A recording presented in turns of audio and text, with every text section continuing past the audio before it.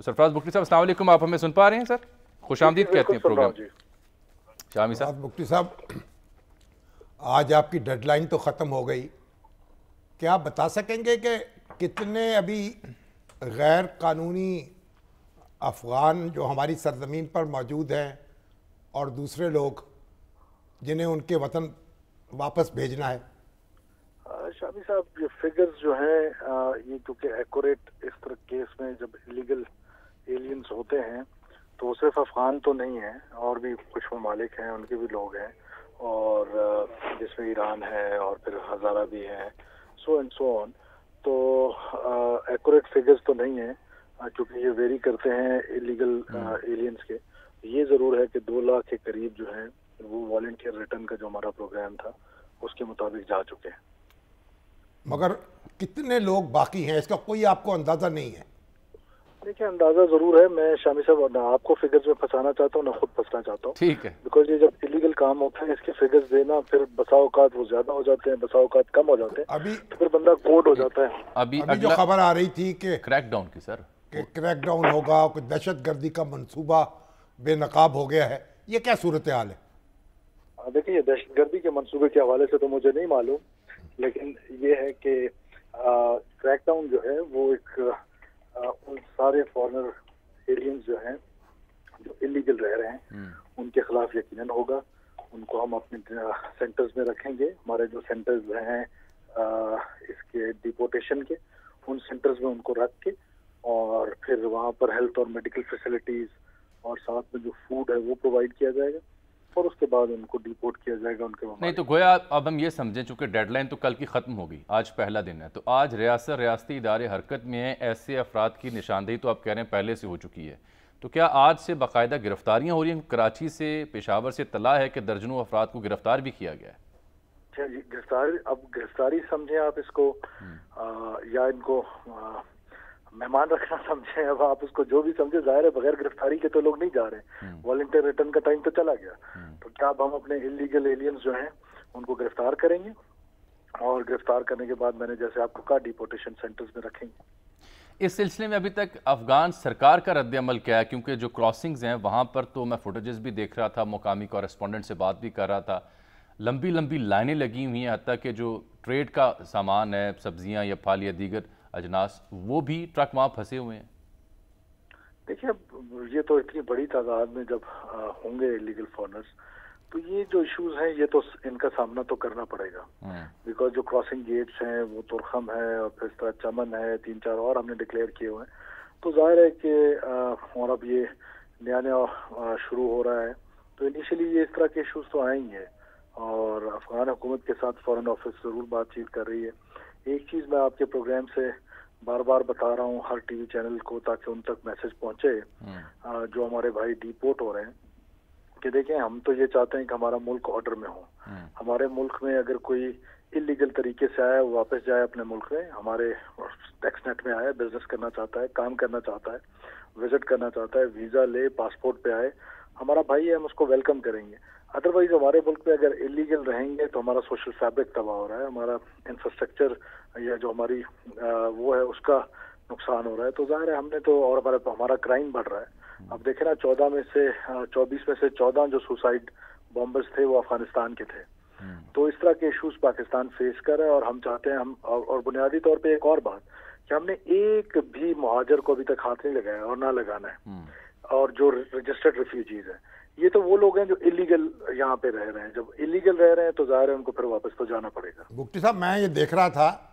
ایک Afghan news agency نے اطلاع دی ہے کہ افغان حکومت نے بھی وہاں کمیٹی قائم کی ہے تاکہ ان لوگوں کو بسایا جا سکے دوبارہ، لیکن یہ جو لوگ جہاں سے بھی آئے ہیں نا، ان کے گھر تو ہوں گے، ان کی زمینیں بھی ہوں گی، اور وہاں یہ جا کر قیام پذیر ہو سکیں گے؟ دیکھیے، میرا تو خیال ہے کہ ظاہر ہے نارملی ایسا ہی ہوتا ہے، یہ ٹرائبل سوسائٹی ہے، ہر جگہ پر ایسے جو آپ کا آبائی گھر ہوتا ہے، آبائی علاقے ہوتے ہیں، تو وہاں پر آپ کے کوئی نہ کوئی میکنزم ہو رہے ہوتے ہیں، اور ظاہر ہے افغان حکومت کے لیے بھی ایک چیلنج ضرور ہوگا، لیکن ظاہر ہے افغانستان ایک سیپریٹ اسٹیٹ ہے، افغانستان اپنے ایشوز خود ہینڈل کرے، ہمیں ہمارے کرنے دے، ہم اپنے ملک کو آرڈر میں لانا چاہتے ہیں۔ ہمارے ملک میں آپ اندازہ لگائیں کہ شامی صاحب، دنیا کے کسی کونے میں ایسا نہیں ہوتا ہوگا کہ کوئی ایک کونے سے گھس جائے بغیر کسی ٹریول ڈاکومنٹ کے اور دوسرے کونے تک چلا جائے، فری لانسر بن کے پھرے، کوئی اس کو پوچھنے والا ہی نہیں ہے، وہ کوئی کام کرے، وہ کوئی چوری کرے، وہ کوئی ڈکیتی کرے، وہ کوئی بزنس کرے، کہیں نہ کہیں تو کوئی ریگولیٹری اتھارٹیز کے انڈر تو آنا پڑے گا، ہمارے ٹیکس نیٹ کے نیچے تو آنا پڑے گا. ہم ایک ایسی سافٹ اسٹیٹ بن گئے جس کی دنیا میں کہیں مثال نہیں ملتی. بھگتی صاحب اس کی داد تو ہمیں اپنے آپ کو بھی دینی پڑے گی نا. ہمیں تو دینی پڑے گی جب ہم نے ہزاروں کی تعداد میں شناختی کارڈ جو ہے نادرا کے سسٹم کو بریچ کر کے ہماری آئیڈینٹی تھیفٹ کی گئی تو خود کردہ رہا علاج نیست. مگر ایک بات یہ بتائیے کہ جو بنگلہ دیش میں محصور پاکستانی ہیں جو کیمپوں میں ہیں، نہ ان کے پاس بنگلہ دیش کی شناخت ہے، نہ پاکستان ان کو واپس لا رہا ہے، وہ دوسرے درجے کی بلکہ تیسرے درجے کی شہریت پر کتنی ان کی وہ کیسی زندگی اذیت ناک گزار رہے ہیں. تو اگر بنگلہ دیش یہ فیصلہ کرے کہ انہیں پاکستان بھجوانا ہے تو پھر آپ کا رد عمل کیا ہوگا؟ دیکھیے یہ تو اب اسٹیٹ لیول کی پالیسی ہوگی، میں اس پر انڈیویجولی تو کمنٹ نہیں کر سکتا ہوں، اور یہ اس میں فورن آفس بھی آپ ان کو واپس کیوں نہیں لا رہے آپ کے اپنے ہم وطن جو ہیں؟ بالکل ہمیں واپس لانا چاہیے جی، کیوں نہیں اپنے ہم وطنوں کو واپس لانا چاہیے، اور جو وہاں پر ہیں جو آنا چاہتے ہیں ان کو بالکل لانا چاہیے. اور ظاہر ہے یہ پالیسی ڈیسیجن ہوگا، یہ میں اکیلے تو اس ٹی وی پروگرام پہ اس پر کمنٹ کرنا نامناسب ہی ہوگا. آپ اسے کیبنٹ میں لے کے جائیں نا، اس پہ فیصلہ کریں. وہاں لوگ دن رات ہم سے رابطہ کر رہے ہیں جی، ان کی چیخیں ہم تک پہنچ رہی ہیں. نہیں وہ کئی بار وہاں پہ جو آپ سے وعدہ ہے کہ ضرور اس کو ڈسکشن میں لے کر آئیں گے. چلیں یہ تو اچھا کہ آپ نے وعدہ کر لیا، ضرور اس کو لے کے، کیونکہ ہمارے ہاں پروگرام میں اکثر وہاں پہ جو محصورین ہیں ان کے جاننے والے یہ خود رابطہ کر کے جس قسم پسری کا انہیں سامنا ہے اس کا رونا روتے ہیں، فریاد کرتے ہیں، پاکستان کی جانب دیکھتے ہیں کہ ہماری مدد کرے. اس لیے شامی صاحب بار بار یہ پوائنٹ اٹھا رہے تھے. اب جو جا رہے ہیں افغان، اس کے اوپر جب سے ہماری ریاست نے فیصلہ کیا ہے، افغان ریاست کی جانب سے ابھی تک کیا اس کا رد عمل ہے اور کوئی لیش بیک آپ ایکسپیکٹ کرتے ہیں؟